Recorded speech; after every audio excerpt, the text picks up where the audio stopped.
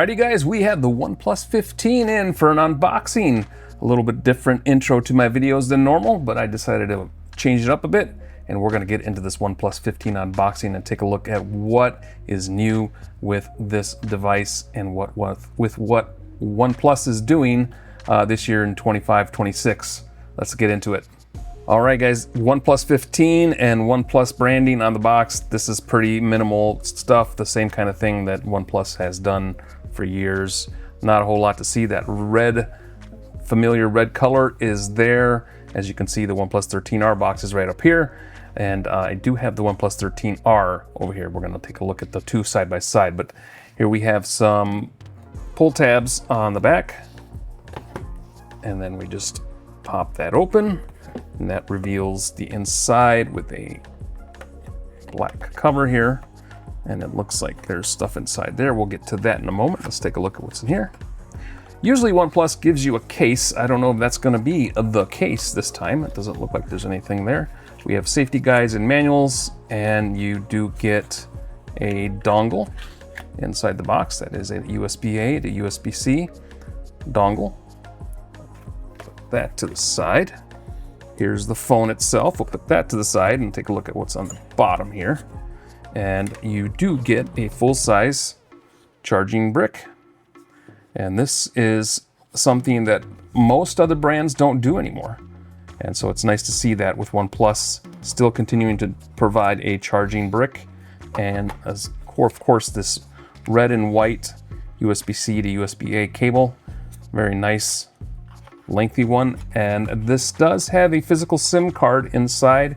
So you do get a physical SIM ejection tool to deal with that. So we'll put all this to the side. And here is the phone, the OnePlus 15, and there it is. Very nice wrapping they normally do. And we get the black version, which is very, very nice. It is glass back and it is frosted black, so there's hardly any reflections here. It is a very nice color, and you do get your triple cameras here, and you do get the LED flash right there. So on the side here, we get a volume rocker and a power button. And on the top, it looks like we get some antennas and speakers and a microphone. And on this side, we do get a new button here. There's no longer a physical toggle switch here. This is a kind of like the action button on iPhone. You'll be able to program that and do what you want and map something other than just a mute button there. You can kind of do whatever you want. Some people don't like that. I don't mind. I think it's a great idea. I'm okay with it. I will probably have mine as a mute button. But on the bottom, we get the SIM card tray, another speaker, USB-C, and more antennas. And here we are with the Never Settle splash screen, and with Oxygen OS on this particular model for the OnePlus 15. And I'm gonna set this up in a little bit. First, I wanna pull in the 13, and this is the 13R, not the 13. This way you can kind of see the differences between the two. A very big difference in design. OnePlus decided to change it up a little bit, and this is definitely more rounded in the corners here, where this was a little bit more squared off. There's a lot more rounding going here. The camera module is definitely different on the new device versus the old device. As far as the thinness, they look to be about the same thinness. And I believe they both have 6.78-inch screens, so we get that to go with it. So also of note, even though this is the 13R, the 13 was branded with Hasselblad cameras. That partnership is changed, so we are no longer seeing Hasselblad branding on the cameras here on the OnePlus 15, because we are now going into OnePlus's own software, and they're kind of trying to do their own thing with the camera system and with the camera software. This helps with price. We'll see how cameras do. We'll see how good they are. Didn't get a chance to review the 13, so I don't have a 13 to compare the two. All I have is the 13R, and this actually, for a mid-tier phone, took some amazing pictures. So I'm expecting a lot more from this one. Let me go ahead and set this up, and then we will get into specs and features and a little B-roll in a moment.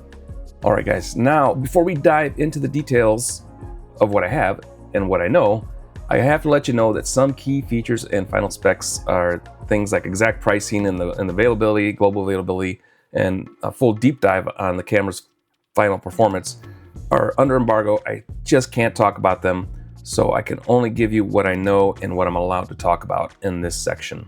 I'll have a full review of this phone coming either on the launch date or soon after, and that'll be on the website at techeras.com. With that said, let's get into what I know and what I can talk about here. I think OnePlus is targeting mobile gamers with this OnePlus 15 with this 165 hertz refresh rate screen at 1.5K. Now, not all games are going to play at 165. I think this is just kind of common knowledge, but the variable refresh rate is 0 to 120, so it's constantly going to be changing on refresh rate as you're scrolling, and then when it detects a game that is playable at 165, it'll switch to that. So, and here you're getting an industry first 1.5K 165 hertz LTPO display. One of the confirmed supported titles for this 165 frames per second support is Call of Duty Mobile. So a lot of people do play that, and that is not something I usually play. I don't usually mobile game on phones. The screen's too small for me. I prefer something like the Legion Go. That's more my bag than this is. The display also features a 3200 hertz touch sampling rate. That means almost instant response, giving a serious competitive edge in those games. So you don't have to, if you're not using a game controller and you're using that touch screen, you should be able to just touch that touch responsiveness is going to be much better than other phones out there. Of course, we talked about the display. The phone ditches the curved screen, and the flat panel is much nicer in my opinion, with super slim 1.15 millimeter bezels all the way around, which is great for gaming and immersion. So it's just, we've talked about slim bezels in the past. The slimmer the better. You got to have some sort of bezel in there, I think, but this, I think, it fits a nice, it's right in the pocket for me. All of this is powered by the Snapdragon 8 Elite Gen 5. We've covered that in extensive articles and videos, so you could take a look at those, go back to the website and find those. But along with the 8 Elite Gen 5, OnePlus is using a triple chip architecture designed to maintain smooth performance even under the most demanding conditions. So they're using not only the 8 Elite Gen 5, but they're using their own chipset to kind of help with the load, let's say.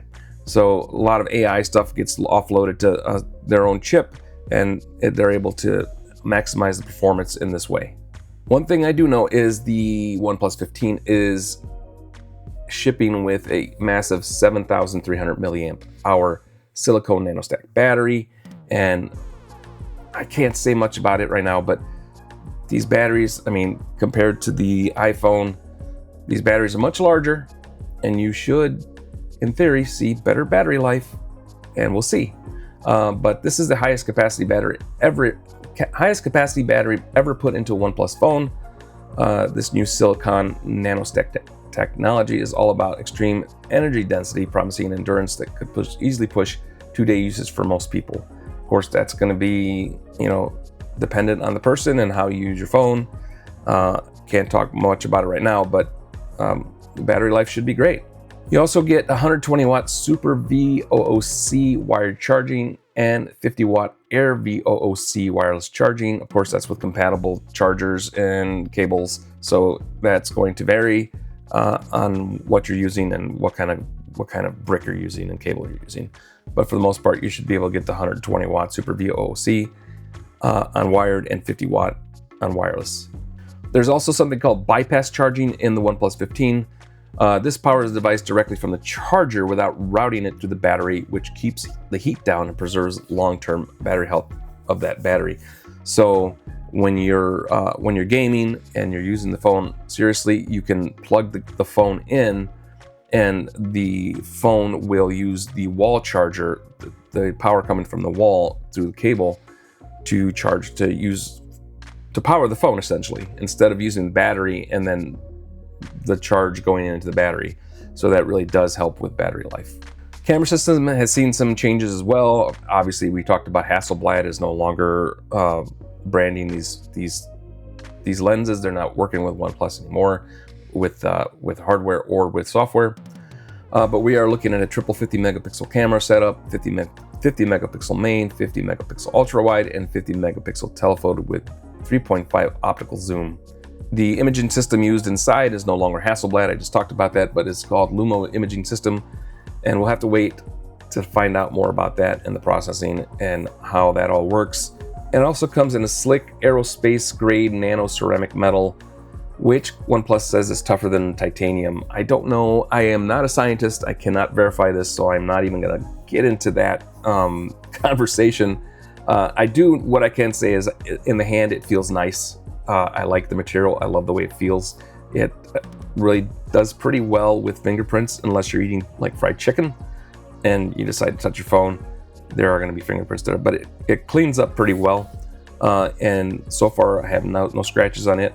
I should have official OnePlus cases coming soon. So for the time that I've had it for a few weeks now, it has held up really well. So it's pretty clear to me that OnePlus is jumping in even deeper into the flagship section of the world. This is a performance beast. It's built around that ultimate screen with the ultimate battery and battery life. Some people might say that going to a 1.5K screen to a 2K screen is a downgrade, but really at this size of the screen, you really won't see a huge difference in pixel density between 1.5 and 2K. I think OnePlus wanted to build that 165 hertz in there for the gaming community instead of leaving it at a 2K screen. I don't have a particular feeling toward this either way. I think the screen looks great. In my opinion, I don't see a huge difference, and I don't think it makes a huge difference. Of course, some people are gonna not like this, but they do what they do, so it is what it is. So that is it, guys. Wraps up what I can tell you about this phone right now. The official launch is coming. I can't talk about pricing. I can't talk about availability in US or Canada right now. That will all be revealed soon at the global launch. So we'll link down below on YouTube, OnePlus's YouTube channel, so you can watch the launch there. So are these specs right now enough to get you excited? Let me know in the comments below. Don't forget to like this video and subscribe so you don't miss our full embargo-free review on launch day.